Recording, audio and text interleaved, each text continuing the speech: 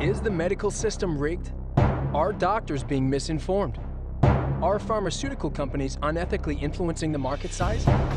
A new group of medications is taking the blood thinner market by storm. These drugs are advertised to be far more convenient than earlier ones. But is it possible that information is being distorted, money is exchanging hands, and patients are being put at risk?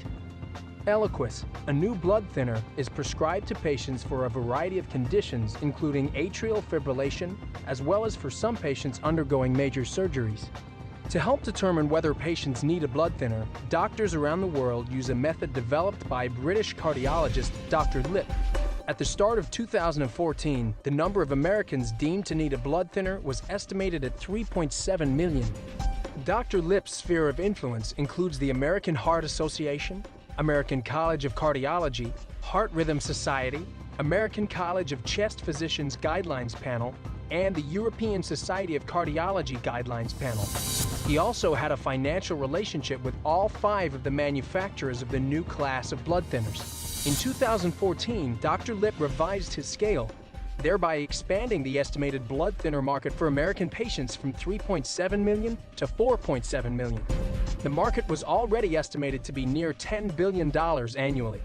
The expansion introduced powerful cause for suspicion. While no one has proven that payments made to Dr. Lip affected his modification of his popular method for determining whether a patient needs a blood thinner, in his book titled Influence, renowned social psychologist Dr. Robert Cialdini explains that even the strictest professionals are influenced by sources of funding for their projects. These new, blockbuster drugs cost more than 8 times as much as the long-standing medication warfarin, also known as Coumadin. A major difference between Eliquis and warfarin is that warfarin's effects can be reversed in the event of a bleeding incident. All blood thinners come with risks of severe internal bleeding, and Eliquis effects cannot, at this time, be reversed. Its users are extremely vulnerable. Victims of Eliquis have languished for days in hospitals, and some lose their life. There is no easy way to stop severe bleeding when you're on Eliquis.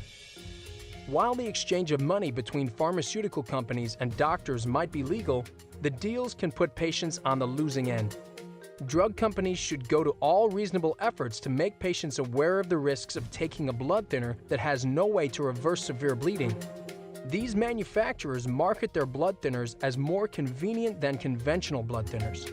In other words, warfarin users must see their doctor regularly for blood testing to monitor possible damage from warfarin, while Eliquis and Xarelto are said to be a one-size-fits-all, supposedly needing no regular monitoring. This is a serious oversight.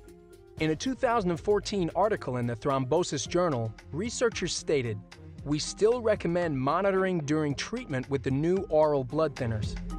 And in the March 2015 issue of the Journal of the American Medical Association, Dr. J. Robert Powell stated that evidence suggests that patient safety can be further improved through individualized dosing. Clearly, the medical community is not entirely all on board with these new drugs that have left thousands of victims in their wake. If you or a loved one have suffered from Eliquis or a similar blood thinner including Xarelto, Pradaxa, or Savaysa, you might be eligible for compensation. When a drug manufacturer behaves negligently, it's our job to help you hold them accountable and to win compensation for victims. Let our team help you put the pieces back together. Call today